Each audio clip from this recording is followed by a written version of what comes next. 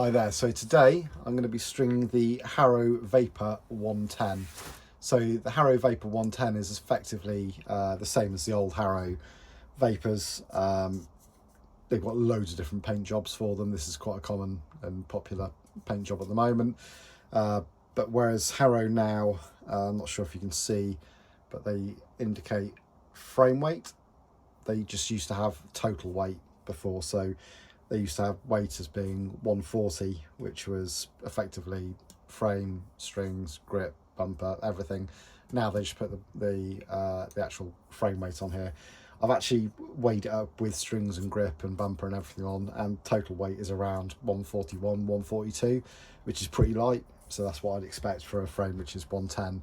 So specs are pretty decent on this. It looks like the racket's been used a little bit, maybe not so much, but it's a good sign that you see a Harrow that's been used a bit and isn't cracked, because I know they did have a few issues with reliability quite a few years ago, but fingers crossed that's maybe changed a little bit now, because the rackets are always really good, very, very playable.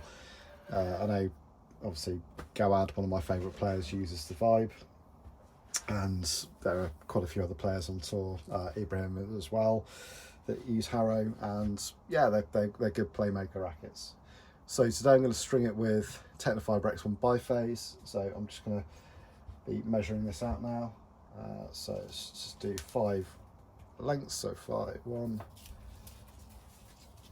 2, 3, 4, 5, and a little bit. So 5 and a bit arm spans.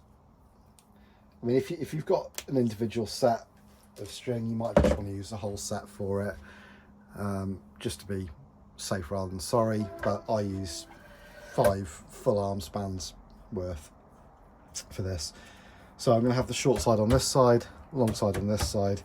Again, doesn't matter which side. This is a pretty universal racket. So you've got tie-off grommets in similar places or the same places on either side. I just like having the short side on the closest side to me. Mounted the racket up the right way. So because this has got 14 main strings, I'm going to measure off 7 mains for the short side, plus an extra length to cover the top 2 crosses, which I'll talk about a bit later. It's fairly commonplace now for me to do the first 2 crosses at the head with the short side string. I'll talk to you a bit more about that, but effectively it's just to get the right tension on the final mains, so that all the mains are the same tension, because that's where 70-80% of the playability comes from in a racket. So 1, 2, 3, 4, 5, 6, 7, 8. So it's 8 head lengths worth of string for the short side, and that will cover you for the 7 mains and those 2 crosses at the top. Also keeps things a bit neater. So if you just add a bit of extra tension on that last main string, it's a little bit of guesswork. You're not getting it completely consistent with the other side. So this way it just ensures that you're getting it pretty much bang on for everything.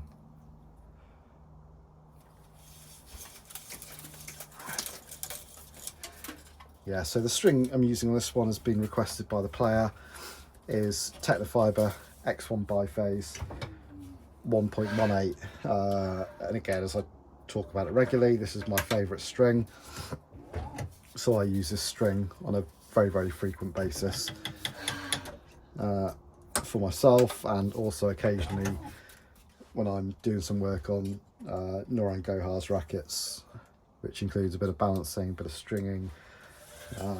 So yeah, it's all good. Nice to get the string a little bit knotted up there. The good thing with multi-filaments is that as long as you're relatively careful with them, they don't crimp up like polyester strings in tennis. You have to be very, very careful when you're pulling them through not to crimp them.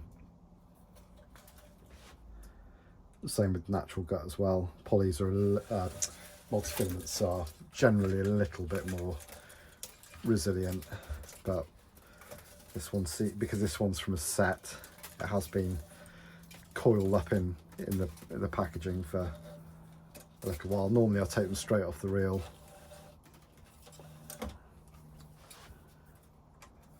So just my little trick there, just when you're going on to the other side, for the long side, just poke it through one of the holes in the side. That way you don't have to keep finding the end when you move back to it. You can start off pretty quickly again. This racket I'm stringing at 23 pounds tension.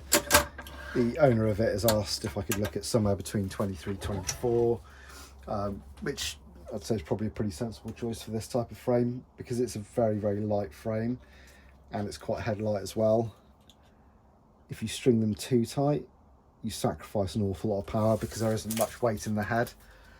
So because you haven't got a lot of weight in the head, it means your swing speed is quick, but it's also, but the swing weight is very, very low.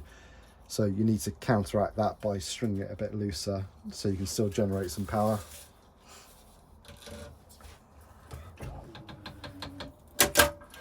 I mean, this is a pretty simple racket to string. No real surprises here. But at the same time, don't really see too many Harrows in the UK too much anymore. I think they were getting pretty popular maybe 7, 8, 9 years ago. But I think when the main UK distributor pulled out of the market, they used to sponsor me actually, and they're really good guys. But when the main UK distributor pulled out, it did leave a bit of a Harrow shaped gap in the market really. But they're very popular over in the States, especially, being a North American brand. Very popular over in the States. Not the cheapest of rackets to buy. That they are pretty pricey, and I think when they had a few issues with some of their frames going maybe a little bit easier than they should have done, but perhaps that's down to the lightweight nature of them. I think it probably put a few people off parting ways with £150 per racket when there were so many deals on with certain other manufacturers.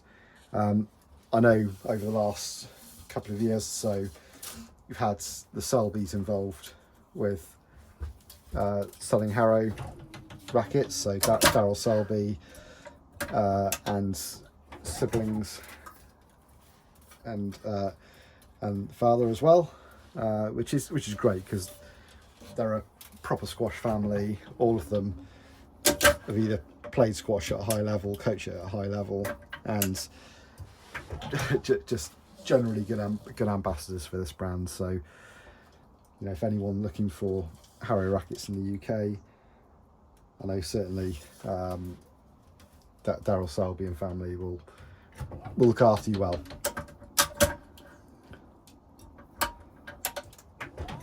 Right, so we're just coming towards the end of mains here, and as you would have seen, I've just going to leave a little bit of a gap here. I'll explain why in a minute.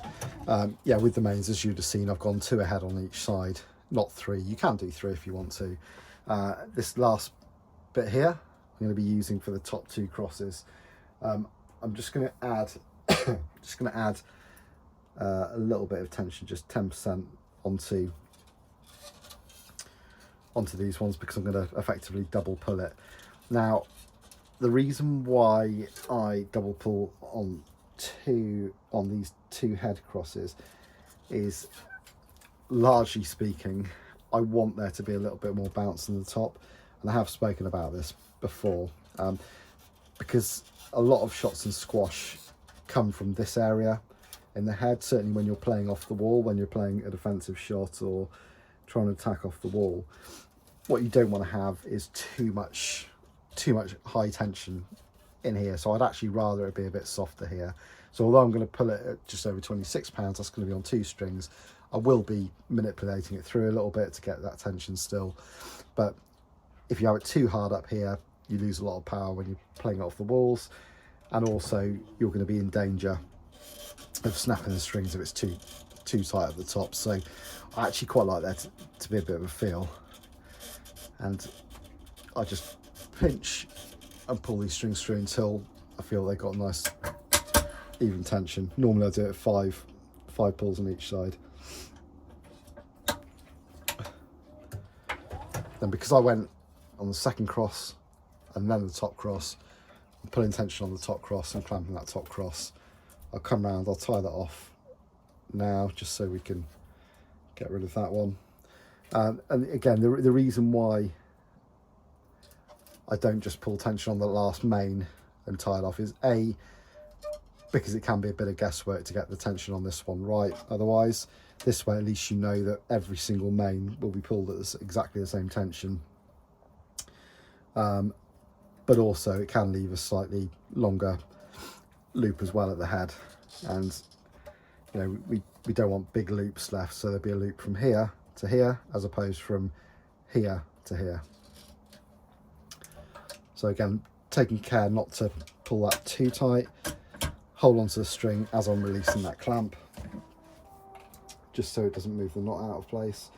Strong with the parnell, tighten the parnell knot, and the reason why I've left that little space there is just so that I can then come down. Apologies, I've got a bit of a cold at the moment, so if I don't sound my usual self, or if I sound better, then apologies for that. So just carefully just fanning that string, so I'm not trying to burn it too much. And again, it's one of the things you see with some stringers, especially those that aren't too experienced, is that they'll just try and pull the string straight through like that, and all that does, that just burns the string. You want to keep a bit of that friction away from pulling the crosses against the mains. Otherwise, all that happens is you get notched up strings immediately. So I can release that one now because I've already pulled that through.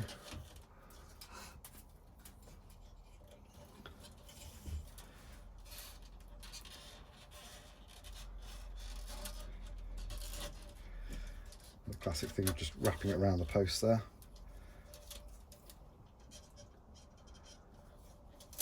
And again, for those who haven't seen my videos before, I always string one ahead on here. Reason being, there's less friction that goes through as well. Strings are really important to look after them. So rather than trying to kill the strings to put them in for speed, make sure that they're well protected and well looked after. Just going to lock out my machine as I pull this one, so you can hear a little clunk, and that's because I don't want the string going back on the pillar here. So it's just to get the angle correct and make sure you're not losing any tension, because it's got another barrier. And I'll do the same on this side as well, because we're quite close to that pillar there.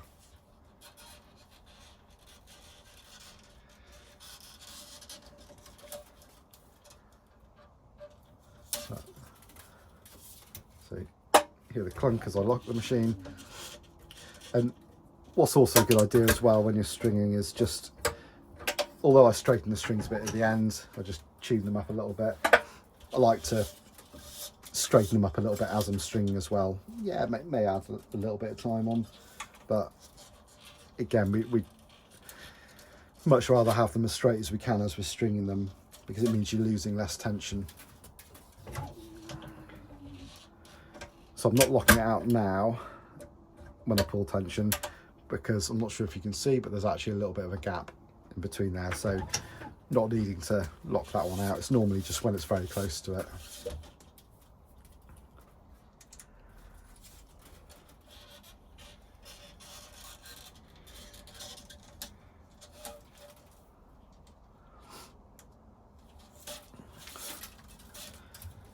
But I think one thing which I've always liked about the Harrow rackets, I've liked the designs, I've liked the customizable nature of them. I'm not sure if you can still do it, but I know when I was sponsored by them, if you paid enough money and gave them an order that was big enough, Harrow would actually let you design your own colourway for the rackets and little logos and things, and you could actually have a limited run of rackets. So I'm trying to think who had some special ones. So there was a few colleges and universities that had them. I know Angema, when he was sponsored by Harrow, he had his own line as well, the Robocop ones, which are pretty cool. That's when he was around or just inside the top 10 in the world. There were some pretty cool rackets. I think Rodney Martin, again on his Harrow rackets, he had some special rackets, and again, as I was sponsored by them, I was quite fortunate to have a few of the prototypes and a few of the rackets that maybe didn't sell, that were the limited edition ones, as well as some prototype frames.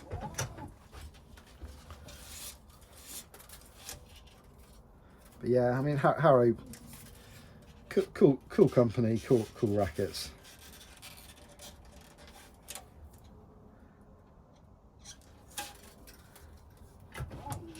And it was certainly a shame when they came out of the UK market, primarily because a lot of the trends in squash do tend to come out of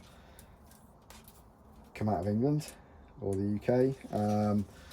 Although I suppose you could argue that there's so many top Egyptian players now that whoever's using their rackets will sell the brand a lot of the rackets. I mean, Tecnifibre have done incredibly well out of the Shabagis, the Shabinis, Gohars, Sal, etc. The list goes on. Now we've got Feiruz, who's with Tecnifibre as well, and she's going great guns.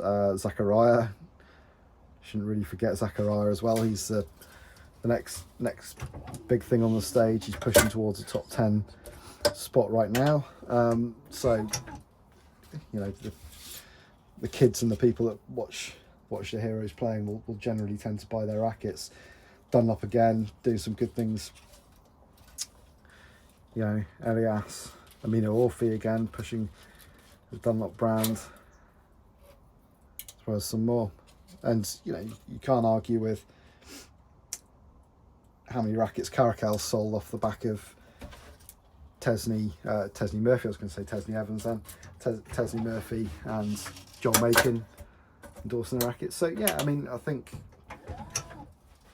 when you look at rackets, you've got to make them look good. You've got to put them in the hands of the good players as well, and then you'll sell lots. You may notice that I haven't gone one ahead on this one. That's just because I'm running a little bit shorter on string, and also because I needed to just lock the table there. So I'm going to come around the other side to thread this one through. I've currently got my new dog, Sponks, aka Squash Dog, in the background, rattling stones around, trying to eat them in the garden. He's sat to the entrance of the surgery at the moment, but he's doing a pretty good job of keeping himself to himself. No barking yet. The cat hasn't annoyed him just yet. So getting down towards our final couple of crosses. And the good news is we've definitely got enough string.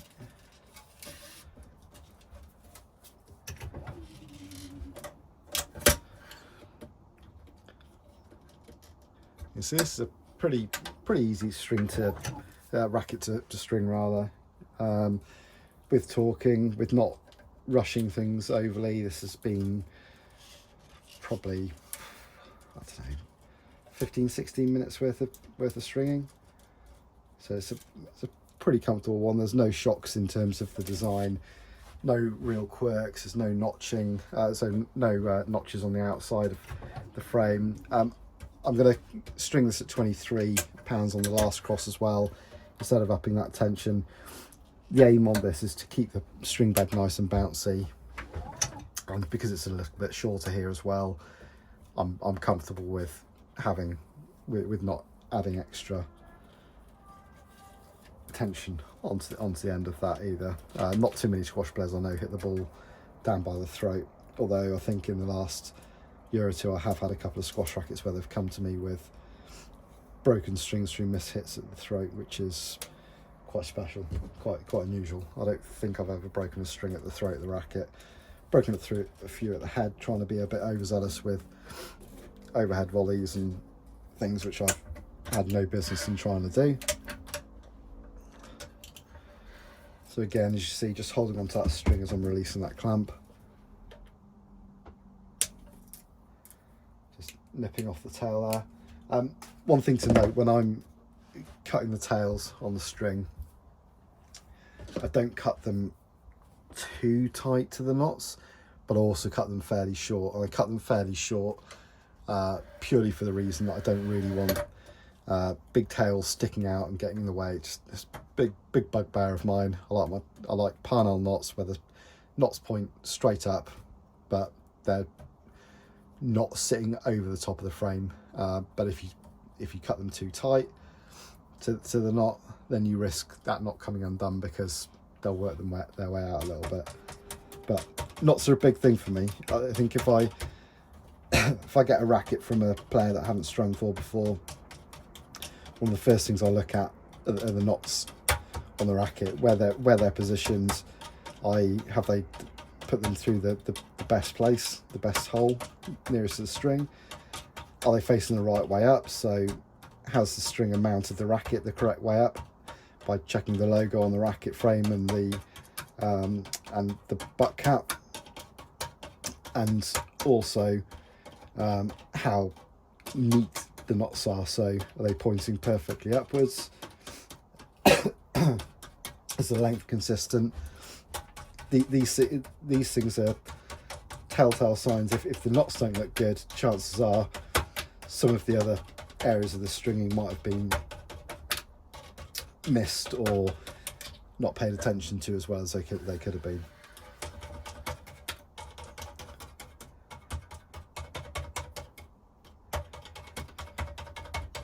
So although I did straighten the strings up whilst I was stringing,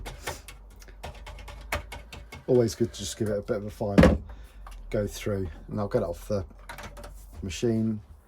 Just make sure they're all pretty tight, because some of the strings they will go a little bit out of place, especially as you're straightening up the crosses and the mains at the same time. You'll knock the odd one out of the way a little bit. But with Tecnifibre strings especially, it's really important to get them dead straight to start with. Again, stuff I've mentioned before, but you don't want them settling in and notching, because with Tecnifibre strings, where they're placed after you string them is pretty much where they revert to after you've hit a shot when you're playing. So if they're not straight after you've strung the racket, chances are you're going to struggle to get them straight when you're playing shots and getting them out of place. But yeah, it's pretty decent. Yeah, sounds good. It's going to give a bit of power, a bit of control. All good.